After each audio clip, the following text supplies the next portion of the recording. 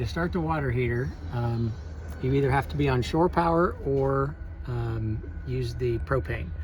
This side over here is the electric. When you're on shore power and this water heater light up here is on, you can use the electric.